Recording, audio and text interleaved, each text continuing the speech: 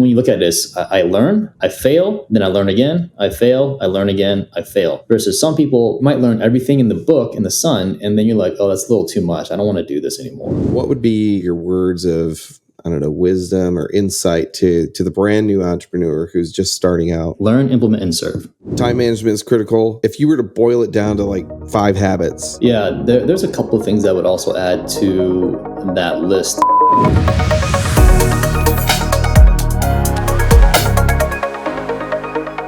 Welcome to Nursing Real Wealth. We have a very special guest, Phillip Thai, who is not only a friend of mine, but also someone who has had a significant impact on my own processes as an investor.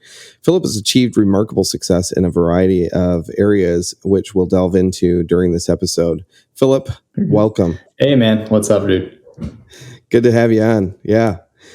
I'm looking forward to talking with you.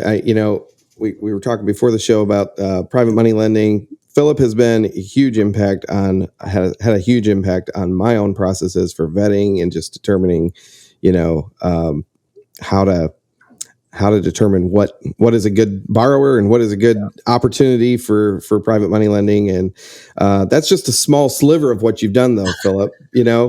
Why don't you tell us a little bit about all the different areas that you've gotten into? And kick us off that way.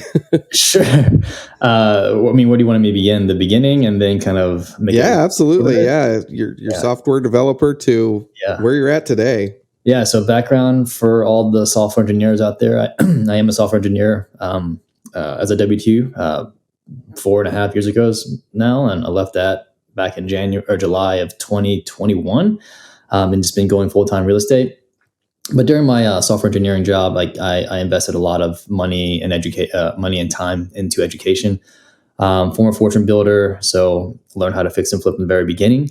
I'm up to 46 right now. Gonna have another 3 more in the pipeline, so I'm looking to hit 50 relatively soon this year. Fix and flips, that is. Part of I have about 14 rentals that I personally manage, including 1 commercial property that I personally manage, and then part of an LP in a 43 right now unit syndication down in Buxton, Outer Banks, North Carolina. So that's really fun. Also part of the Gator tribe and Sub 2 tribe. Did 30 or so Gator deals since the conception of Gator from Pace. I have some short-term rentals, manage that too as well. Bought a business, zero down, in Beaufort, Georgia. That's a landscaping business. So zero down, meaning not putting any money down, and we're going to operate the business that way. We've been growing that business. We just acquired it literally the beginning of this year, 2024. And we're looking to grow and scale that way. So I'm jumping into the M&A space, the merger and acquisition space right now. And I'm part of, Carl Allen's group, protege at the current moment. So that's a little bit about myself. And there's probably one more thing.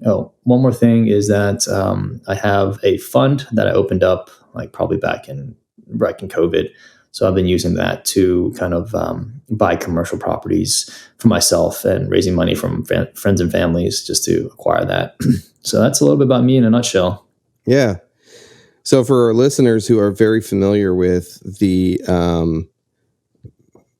Pace's avatars. Yeah. Phillip Thai is all of them. Yeah. I think like me, many of our listeners are probably going to wonder, what has been the key to your success across such a diverse amount of ventures? You've got such a wide array of ventures. What's the key there?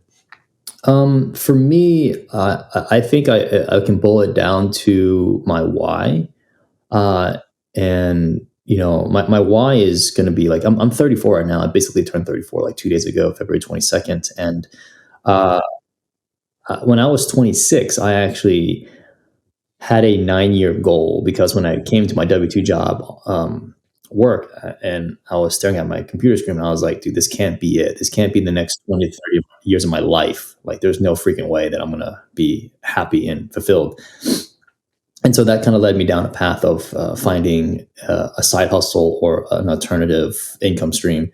And that led me into real estate. So And you probably watch you all have parents here. You probably watch your parents do the same thing over and over again for the last 20, 30 years as you're growing up. So I didn't want that for my own life. And my family provided everything for me. I'm very grateful for them. And what they didn't provide was like emotional intelligence and support for me as a child. So I definitely wanted to provide that as a father, a future father. And for me, I want to plan this 9-year goal where I become financially free by 35, which I'm pretty much there now, but I want more income stream, passive income to cushion whatever may come. And I want to start a family when I'm 35, heading into 36. So that way I can spend all my time just, with my family, growing, nurturing, and nursing. No pun intended here. My family, and just being the best dad as I possibly can, and then doing a couple of deals here and there whenever I want, whenever I choose to do so, and not having a life filled with I got to work for the man or whatever it may be.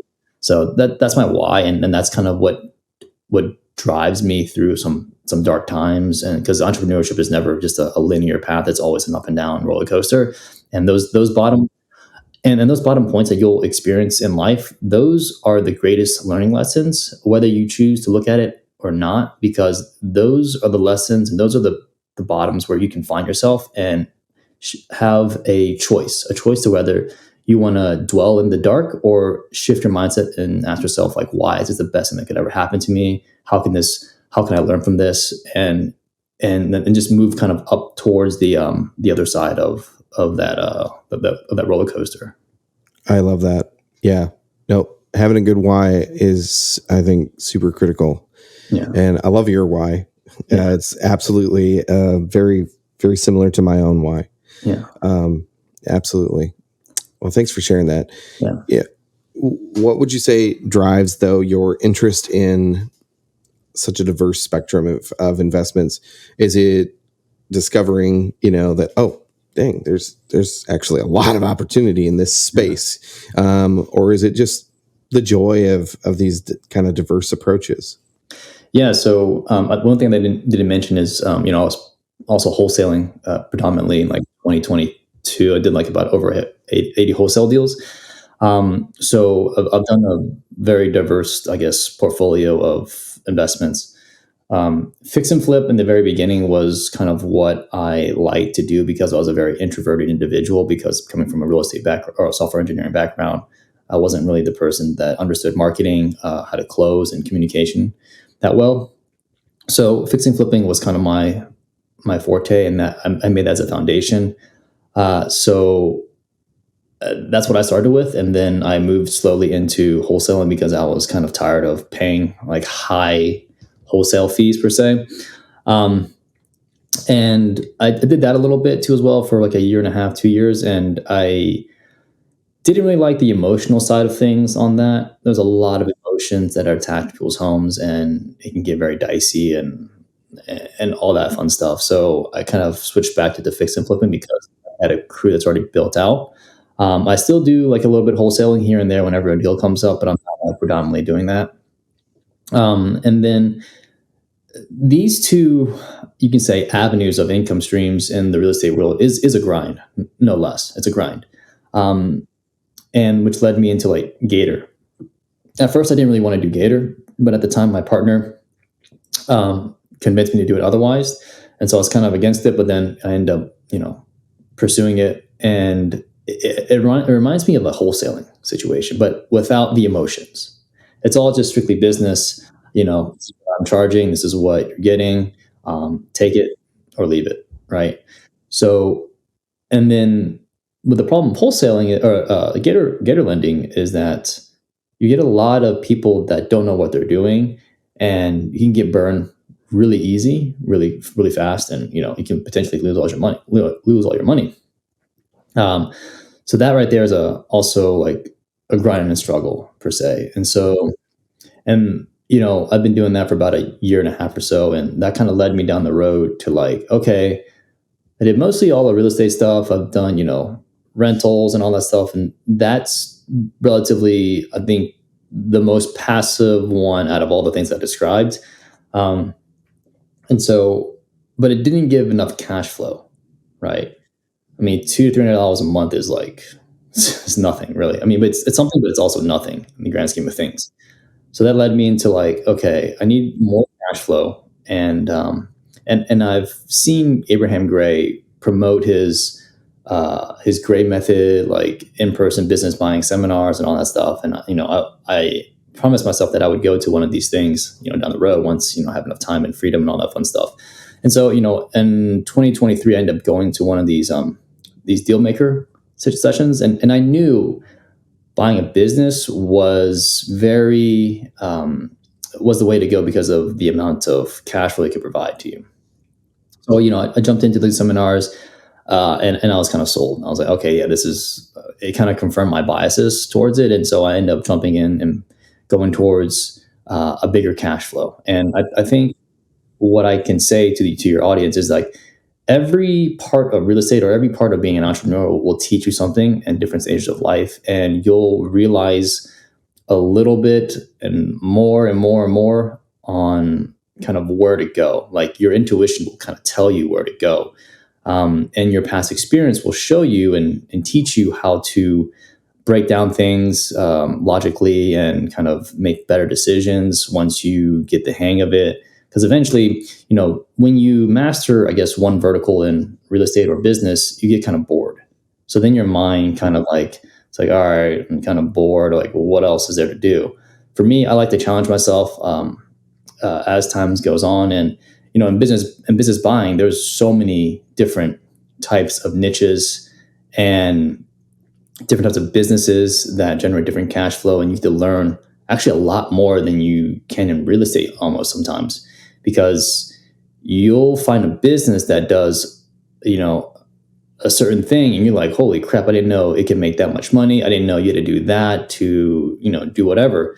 So I think business buying is a great, I guess, offset or an addition or add-on to real estate, because if you make a lot of money in business, you can, parlay that money into real estate and then buy something big and do bigger deals with it. So, I mean, that's kind of how I look at my journey throughout my investment entrepreneur career. And so, I mean, that's what I would have to say for that little question you got. Yeah. Well, and the other thing that we noted as we were kind of leading up and warming up, talking before the show, was that it seems like a lot of these things have all kind of come together and actually fuel different aspects of where you're at today. Your own wholesale journey, your acquisitions allowed you to get into some fix and flips for a lot cheaper. You didn't have to pay the wholesale fees. That's more money in your pocket. Your connecting and private money lending puts you in the space to go and connect with great capital partners that now are people you can use for your current acquisitions. So all of these things did feed together. So there is a link between them. It's not just it's not shiny object where people are like, oh, wait, let's try this new thing. Like I can tell you right now, Philip is not that kind of person at all. Everything is extremely organized with your world, and there's a reason to everything you do. Well, I will say there in the beginning, it was a lot of shiny object syndrome, because in the beginning you really don't know what you're going to be good at. So, and you have to. I felt a lot in the very beginning, so I'm not like perfect. So I felt a lot, and I will continue to fail, which is totally fine. It's just a part of learning. It's all just learning. Absolutely. Yep. How did you manage the learning curve of the different investment areas? Did you find commonality between some of them that you could kind of use as a springboard to the next item that you're looking at investing in? Yeah. So whenever I take on a new vertical or a new subject matter, I love to, and the first part of this, before I say this, is that you got to know yourself, right? You got to know your inclinations. You got to know what kind of stories your mind is feeding you, so you don't fall in the trap of self-sabotage. And so, what I do when I start a new thing is I like to just learn just enough to where I can go implement. And then when I get stuck on something, I go back to my course or my network or my community, and I ask questions. And then once I get enough information in order for me to know how to proceed, then I continue on this particular path. Because when you look at this, I learn, I fail, then I learn again, I fail, I learn again, I fail. Versus some people, I'm not saying this is right or wrong, but you might learn everything in the book in the sun, and then you're like, oh, that's a little too much. I don't want to do this anymore. Right? You might be deflating because you realize how much work is ahead of you. And my brother's kind of like this way too. He likes to overanalyze a lot of different things, and then like he doesn't do anything. So for me, I'm completely different. I'm the opposite, right? I learn enough to do something, and then I move forward and do it.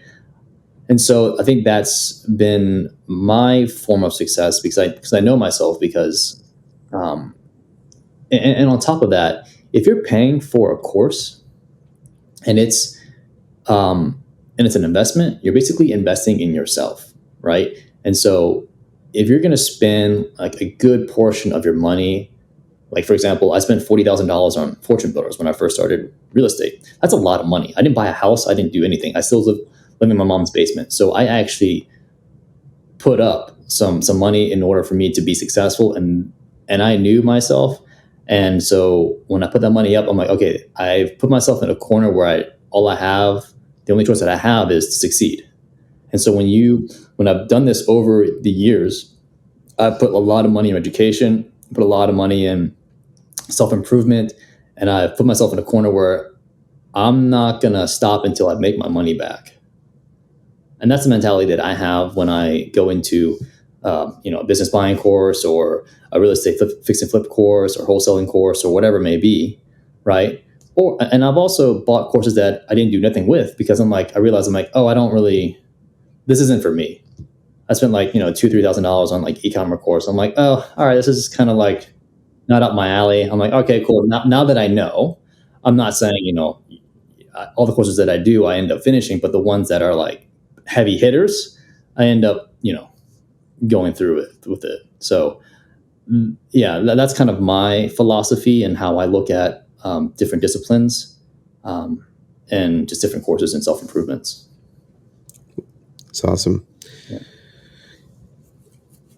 What resources do you rely on to kind of help you manage and execute these diverse investments? Yeah, so I use pen and paper and a calendar. So there you go. So what I mean by that is, so I like to keep I've talked to this about on my own channel, but I like to keep a notebook. It's a bullet journal basically, and I've basically written like all of my tasks that I do on a day-to-day basis, and I do like to mark it off when I get it done. I realized in the very beginning on how this helped me. As a human, there's so many things you can store in your head, and you end up forgetting a lot of different things once you store these tasks, this to-do list in your head. And so what I realized is, and what I've kind of done is put all my stuff I need to do for that day in a notebook, and that empties my mind, so I can think about the creative solutions that I can solve within my own company or whatever it may be. And then once I get it, and I know some people get like, I would say ADHD, gets like distracted and all that stuff, and you get into a rabbit hole of like Facebook or Instagram or whatever it may be.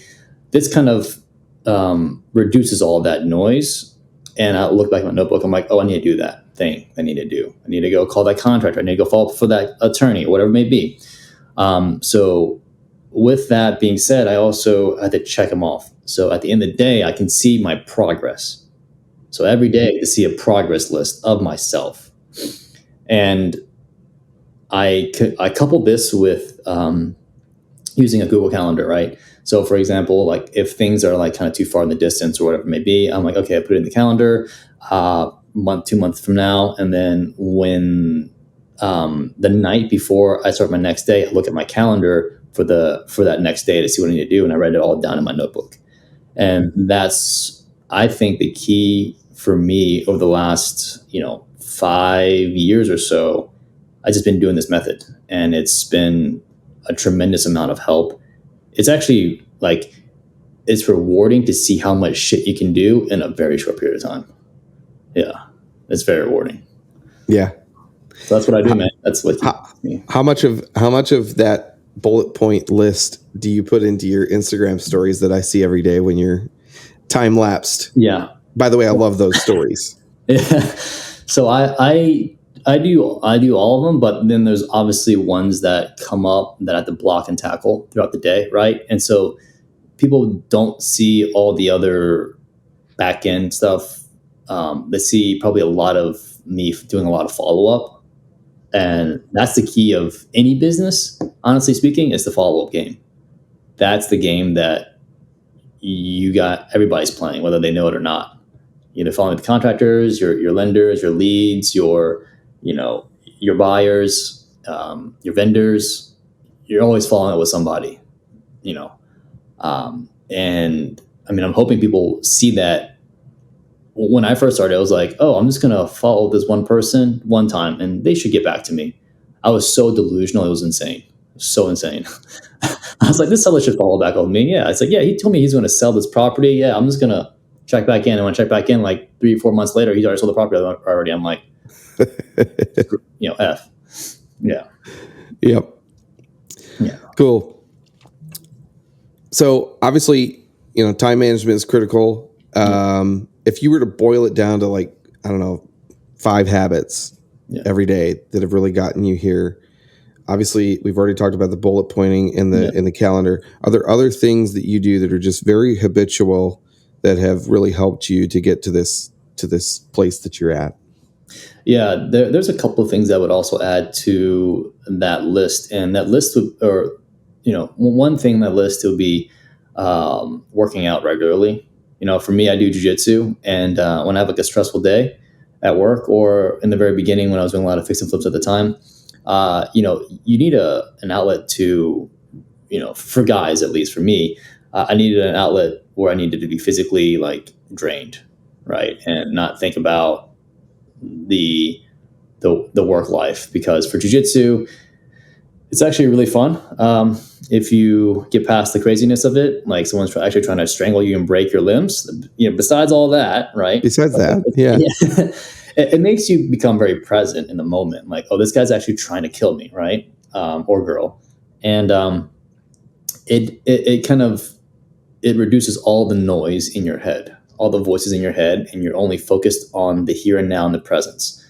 So that has been a tremendous, I would say, tremendous help in my opinion, and also gives you another sense of community as well, just like how we are in Sub 2. Sub 2 is a great community. I absolutely love Sub 2.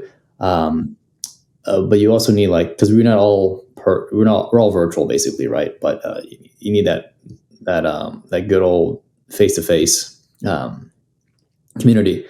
That's one. Eating habits is definitely one. I don't eat a lot of junk food. The only day that I have like a cheat day would be Saturday. So I just stuff my fat face whatever I want. Yeah. And I think one more thing would be like meal prepping. For me, meal prepping is like very essential. Like I do it on Sundays. Clean the house and make everything sure that my house is well kept, so I don't have a lot of clutter in my head and background noise that can get stuck in your mind. And meal prepping, because cooking food is takes a lot of time, and so I manage my time by trying to do everything all at once. And when I have a moment in the day, I just go eat real quick and then come back. Yeah, and that's why I'm able to do so many things at once, I believe, because I've already kind of have this habitual habit of where I need to do certain things at certain days. Yeah, absolutely. That's excellent. How have you leveraged, I know you've done some of this in your software engineer. So how have you leveraged technology to maximize your opportunities and efficiencies in real estate investing and in these other ventures? Yeah. So the CRM system that I'm using right now, shout out to Rick Sheldon for Open Dispo. he's been such a, great integrator, and his software is great, open dispo, in regards to business buying and all that stuff. And for real estate investing, I use Go High Level too as well, and it saves you so much more time. Automate things, and you can follow sellers on a constant basis. As far as like the fix and flip business, a lot of it is kind of, for me, manual, because my contractors, I will say this: if you're looking to do fix and flip business, I will urge you to use all licensed contractors for your trades, meaning HVAC, plumbing, electrical. And you can use, a great handyman in the drywall, painting, and, framing space. I will say that because even though it may cost you a little bit more to use a licensed trade, it's going to save you so much more when you get that inspection report. For the fix and flip business, you can automate it to an extent, like Trello you use Trello boards to list out all your scope of work if you wanted to. But what I like to do is utilize documentation and get commitments from contractors and building out a scope of work that you really can't automate quite just yet. So that's the one part of my business that I'm trying to find a solution for. Is that, okay, there might be softwares out there, but you still got to manually type in what you want to do for each property, because obviously no one's going to read your mind. And whatever you say to your contractors may not translate on paper. So for me, I have to write out everything that I want them to do. And that's why I'm shifting my business model on fix and flipping. I actually have been already, to only cosmetics. Because if you're doing a fix and flip and a gut job, dude, there are so many things you got to build out, and it's just ridiculous. And so I'm trying to stay within, $50,000 and below renovations, and then get that thing turned and running, and just shipped out and on the market. As far as wholesaling, you have your VAs that you can cold call, and with the wholesaling business, I would actually lean towards a PPC model business, and here's the reason why. If you have cold callers, you have text message, you have a list pulling and all that fun stuff, that all requires money on a constant monthly basis. You got to pay people, you got to pay software, you got to pay list, and you got to pay for the data to get that information. If you go to a PPC route, you don't have any software cost. You're just paying the platform to generate leads. And depending on how much you spend a month, you can just, take on those leads if you're just starting out by yourself, or, you and your partner or whoever. And you have constant ads running for you. And then once you have those constant ads running for you, leads will start coming in. So you just set it and literally and forget it. And you can connect Zapier or whatever it may be using automation to ping you, throw it in your Google Sheet, send you a text message, send you an email about these leads. And then you can go ahead and get that, ball rolling. You don't need anything fancy. You can spend, $10, $20 a day in Facebook ads or Google ads, but that's the same amount of money, actually less money, that you'll spend hiring all these VAs, buying all these softwares, paying for all these lists. So in my opinion, if I had to start all over again, I would go the PPC route, learn that, and then, or if hire someone from Fiverr, like who, not how, right? If you have the capital to do so, right? And then kind of automate your systems that way for wholesaling. For rentals, honestly, you get a good, software to automate your landlord needs and all that stuff. I recommend Inago,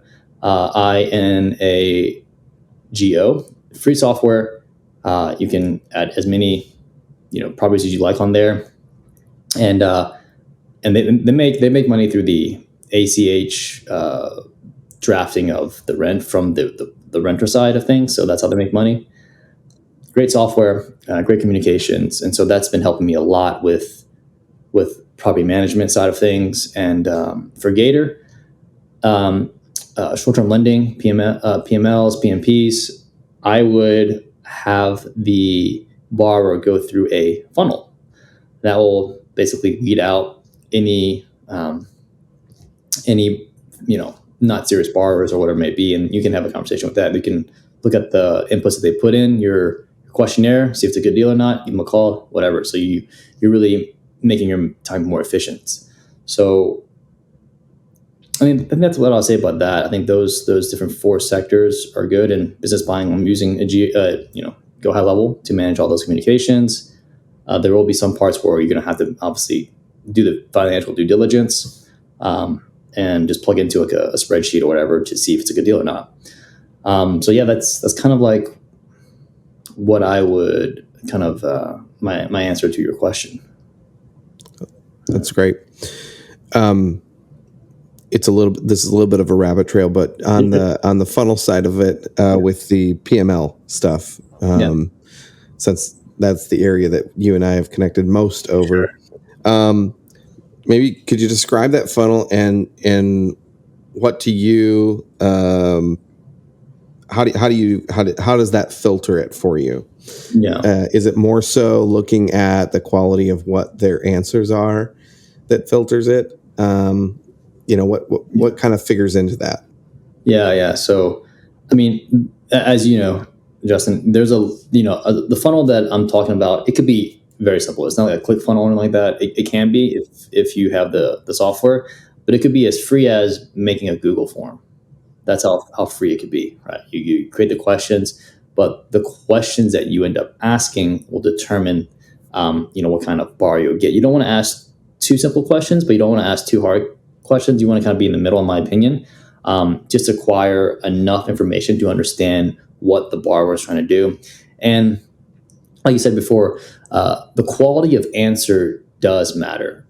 When you look at the question to answer contrast here, if let's just say they are buying a property for $100,000 and the ARV is $150,000, right? And they're like, how much repairs does it need? Oh, it needs $50,000. Like, well, okay, now you're at 100% and like of ARV, and they're requesting $50,000. There's no room for you as a lender to lend on, because if they were to default, then obviously you get no money and you lose all that money. So yes to the answers, and that will kind of basically weed them out. Like, okay, this guy doesn't know what he's doing.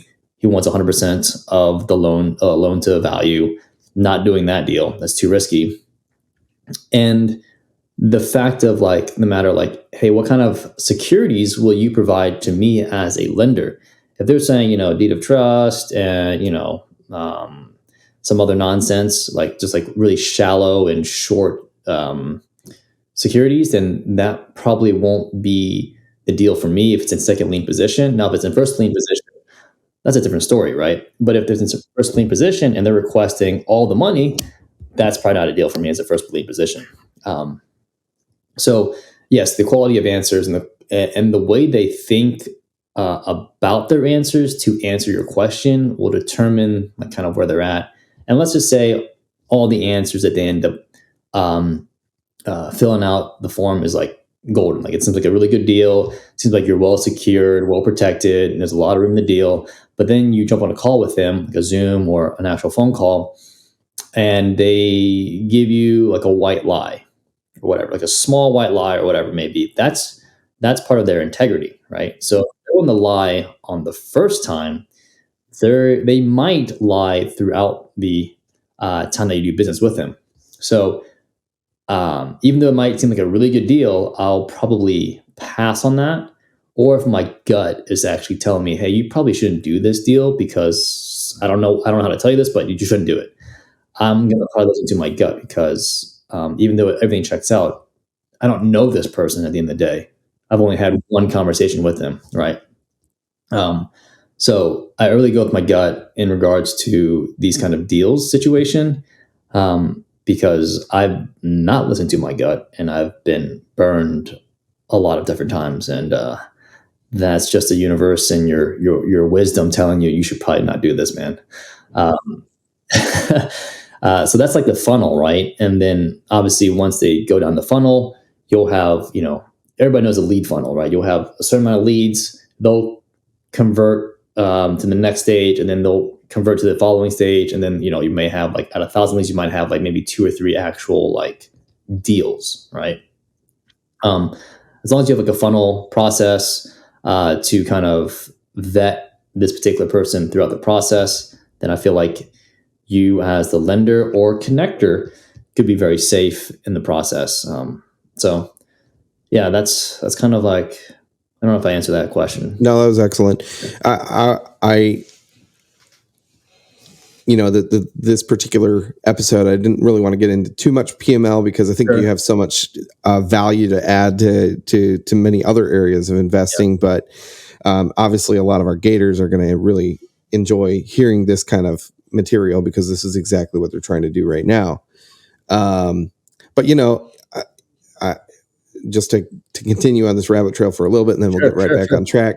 I think there's a lot of value in here, and I think one of the takeaways, if you're a borrower and you're looking to maybe do PML, I think that one of the takeaways right here is if you're being presented with a form and there's a question on that form, don't answer the question the way that you feel like answering it. If they are asking for comps, give them comps. Yep. Okay? It's an immediate denial. If you are asked to provide a comp and you don't provide me a comp, I'm not going to work with you. You know what I mean? You that's important. Before you even present a deal, you should have already had comps because that's the way that you determined your ARV. Mm-hmm. If you're not determining it, with actually analyzing your market, I can't work with you. So this is kind of what Philip is alluding to. The funnel, the questions are your first filter. If you can't answer the questions that are in front of you, it's going to really hurt your chances of ever getting funding. Yeah. And then I love your statement about integrity as well. This has been an ongoing topic that has come up a lot in my podcast. It came up in the last one. It's going to be in a future episode as well. But integrity is critical. Like white lies don't fly. Yeah. It's not good. Like you need to be 100% transparent with people in this space. If you can't be transparent in a small piece, then it really casts doubt when you're reaching out to somebody who doesn't know you. Like Philip said, we're connecting with people we don't know. We don't know their character. We're trying to learn your character and learn who you are as a borrower, as a person, not just your deal. We're trying to learn who you are. And if in the very first conversation that you have with your connector, you're willing to go and bend the truth, it's definitely not a good look. Yeah, and really probably will get you denied. I can tell you in my own circle of private money lenders, those small details are huge to them. Yeah, and it will kill a deal. Love that. And thanks for bringing that up. That will add that I've obviously noticed.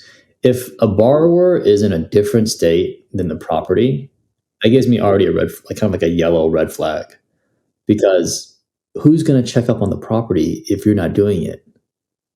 If you're not in your own state and you're buying if you're buying a property in a different state and you're in, like, let's just say you're in New York and you're buying something in Texas, like, dude, what the hell?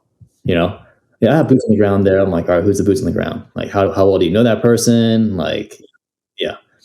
So that already gives me like some red flags if you guys happen to come across them. They'd have to be a pretty big operation for that to be a rational approach, right? Yeah. Yeah. Somebody who's got a full legit, like, you can prove you've got this big team that manages these types of operations. Yeah. Yeah, for sure. That's one thing that I would say. I've gotten a lot of those too as well. So be careful of those. Yeah. I think you alluded to this with your jiu-jitsu, but are there other ways that you have found to maintain the work-life balance of the entrepreneur and prevent burnout on the entrepreneurial side of things? Because obviously a lot of us are going into this space because we get burnt out at the day job, or, as you mentioned, as a software engineer, this is my life too. I'm an informatics nurse. Yeah. And there are days, you spend literally validating endless lines of data.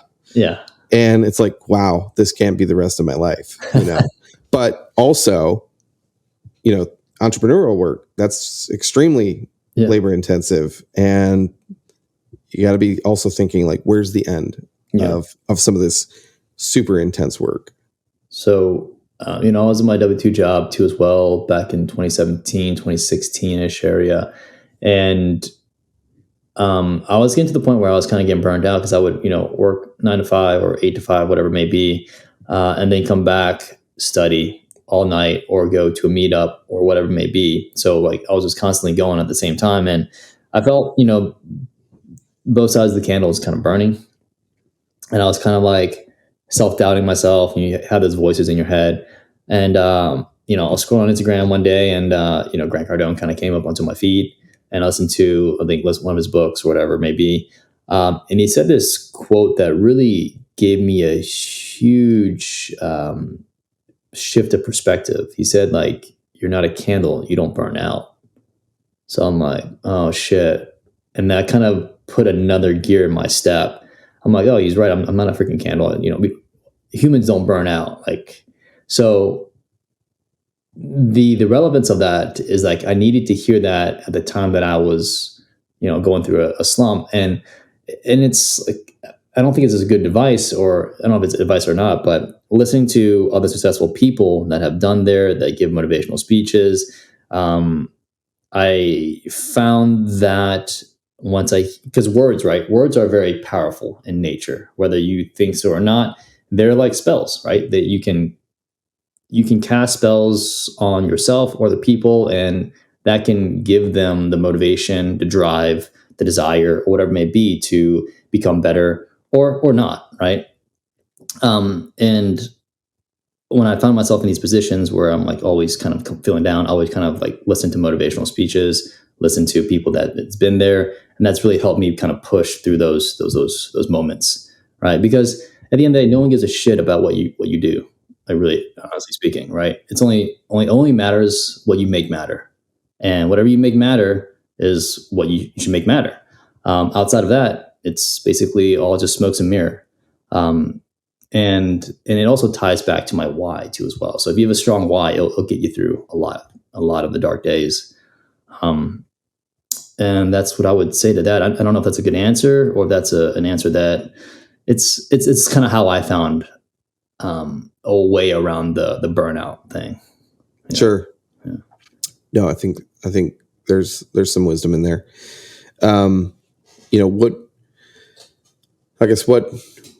What would be, on another note, what would be sort of your words of, I don't know, wisdom or insight to the brand new entrepreneur who's just starting out, and they've been bit with the bug for passive income, and they think it's going to come in the next couple of months, and they're just beginning this journey. What would be your words of wisdom to that person, to help them get off on the right foot?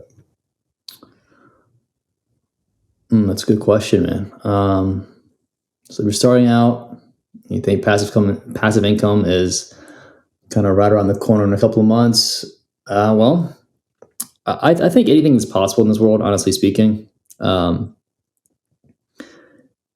Whether you believe so or not, that's completely up to you. I've seen people, hit the jackpot, when they first started, real estate investing, make like six figures, like the first month, which is amazing. I do believe in the power of manifestation, too as well. So, I mean, anything is possible, I would say, but connecting yourself with the right individuals, and being humble along the way, and like serving other people before yourself, that will help you in, miles with anything in life. Like it will serve you and your community so much greater than you anticipated. So to people that are actually starting off, I mean, believe that anything is possible, but also put a bit of realism on it.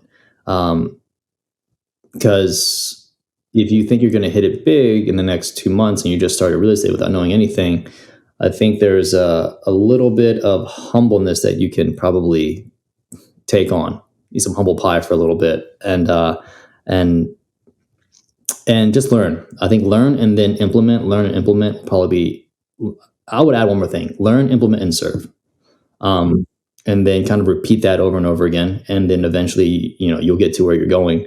Um, I think that's probably my words of wisdom for that one: learn, implement, and serve. Um, and if I had to start all over again, I would learn marketing first and foremost. I'll learn how to generate leads. I'll learn how to generate leads. If you really want to like create a 6 figure or first couple months or whatever, maybe learn how to market, learn how to generate leads at the door. Because if you generate a lot of leads, people will actually come to you. Like, it's insane because I generate a lot of leads in business buying. I have so many people that actually come to me and like, hey, can you teach me this? Can you teach me that? Like, oh yeah, for a fee.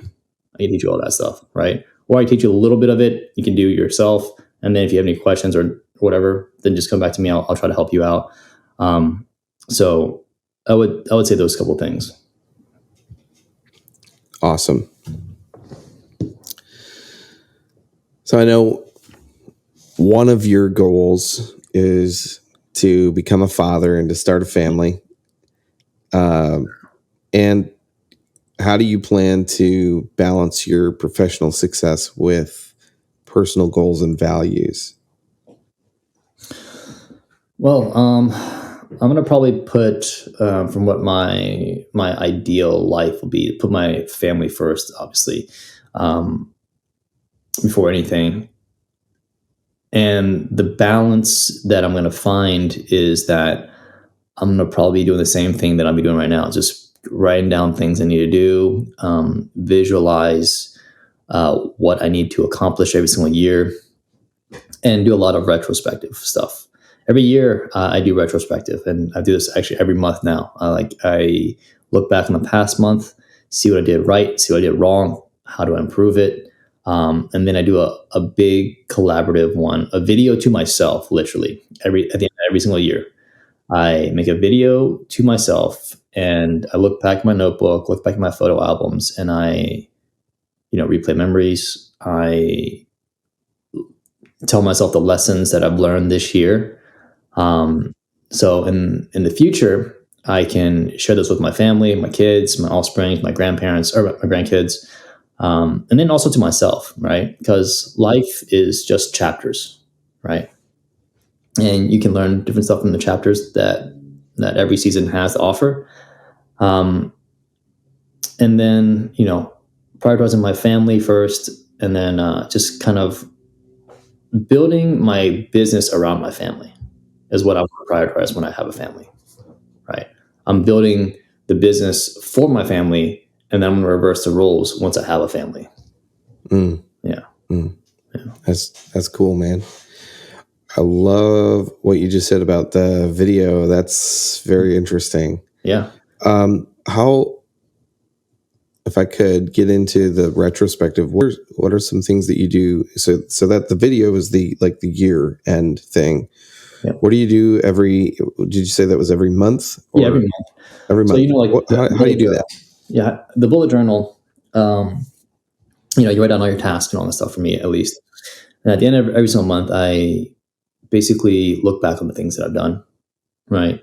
And, I have maybe like a couple hours. I sit with myself and I look back of like, okay, what went right this month? What went wrong this month? And I write it all down. I'm like, okay, this month I fixed and flipped this property, and communication wasn't good with this contractor or whatever it may be, or I didn't do a certain thing that I should have done because of my inclinations, whatever. All right, now the next month I'm going to be aware of that. I'm going to track that, and I'm going to write about it just so it's engraved in my notebook. And then I put that in my forefront of my mind as another learning lessons that I've learned every single month. And there's power in journaling, and there's power in writing your stuff, because it brings it to the forefront. It brings it to your face, right? And you get to look at it. You get to sit with it with yourself, and you realize, okay, all right, I can become better. These are the things that I need to become better or become better at. And then at the end of the year, doing a video, rereading all the things that you've learned about yourself, about a business, about whatever it may be, but mostly it's about yourself. It's all about yourself. This whole world, this whole life that you're living is learning about yourself and how to be comfortable within yourself. And so that's what I do every single month. And I just recently started that probably 3 or 4 months, probably 5 months ago, honestly speaking. Just had a realization, I should probably just be doing this every single month, because everybody's just going, but they don't take time to reflect. I don't think that, not on social media, at least. Yeah. Well, in a earlier podcast, I think it was Shane Evans actually mentioned the book, The Gap and the Gain, and the principle of not just always looking forward at what you haven't accomplished, but looking back at what what you have accomplished. Sure. But also, I love the other side of that, which is you're looking at the areas that could have been done better, and you're looking at the areas for improvement there. That's good. I need to learn this bullet point journaling for sure, man. You've mentioned it a few times to me, and I gotta learn it. That's not something I do. I'm typically a techie guy. I don't do a lot of pen to paper. My handwriting stinks, and so I tend to go and put notes in the computer. But I agree with you. It's putting something down does put it much more in the forefront. Yeah. Let me ask you, Justin, do you ever ignore your calendar? Not too much, but yes, it is an easy thing to miss things. I agree. Yeah. And that's why it's become a very, very prominent piece for me. So literally my calendar's up constantly in front of me. I have a section of my screen that's dedicated to the calendar. Right. But you're correct. You can't put everything on the calendar too. Yeah. Not everything that needs to be done in a day fits on a calendar. Yeah. It's not like it's going to get done at 10 o'clock to go and do this X thing. It's just sometime during the day, you've got to do X. Yep. Yeah. Exactly. Exactly. Yeah, you're totally correct. Yeah. So, putting it, I don't know, for me, it has a lot of power and meaning when I put it on paper, because I took time to write this out. Mm-hmm. Right? Typing on paper is really easy. It takes a couple of seconds. All right, cool, whatever, I'm done. The time commitment to writing it out is actually more valuable, in my opinion. Mentally. Yeah. That's good, man. Yeah.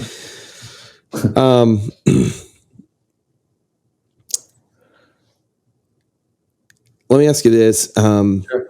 Yeah, obviously, a lot of people that get into real estate, real estate is often the means to an end goal.